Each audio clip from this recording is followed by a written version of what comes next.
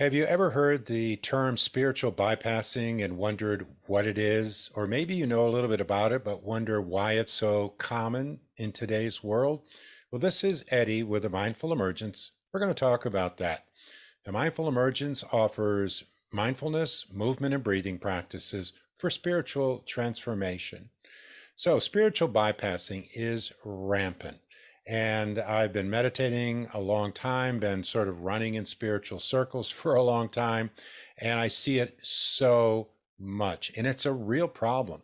What is it? Spiritual bypassing is using spiritual practices to avoid what we don't want to deal with, to avoid our shadow side, for example. Maybe using it as a defense mechanism to distance ourselves from what we don't want to feel, what we want to avoid.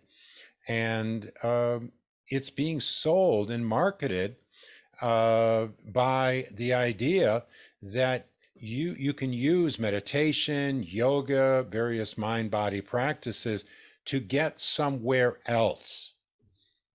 It's about changing our experience rather than embracing our experience and working with it, using the practices that in many cases have been around thousands of years for spiritual transformation.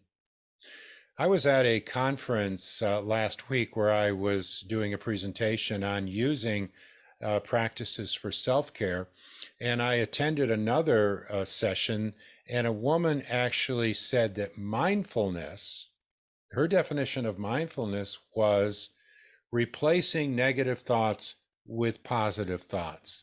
And I just kind of like almost went like this, but that was her understanding. She just didn't understand.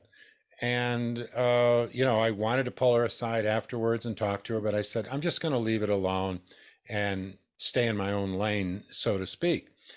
But you hear stuff like this, and it's being sold as a way to avoid what we don't want to deal with, or sold as some kind of magic bullet, practices like mindfulness meditation.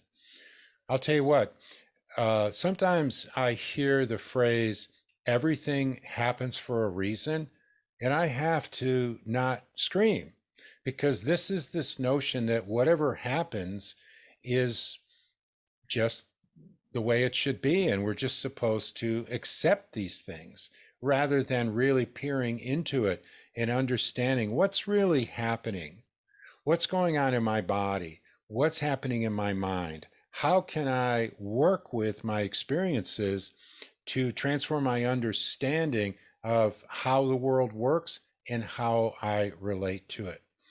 So I invite you to explore and ask yourself, when you do these practices, are you wanting to engage the experience? Do you want to work with difficult emotions like fear and anger and sadness and jealousy? Or are you just using practices to get past it, to numb yourself out?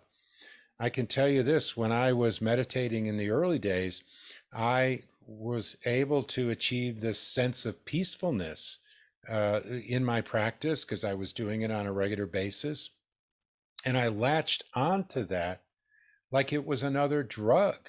So I would go to meditate to feel good, you know, and I thought that I was evolving.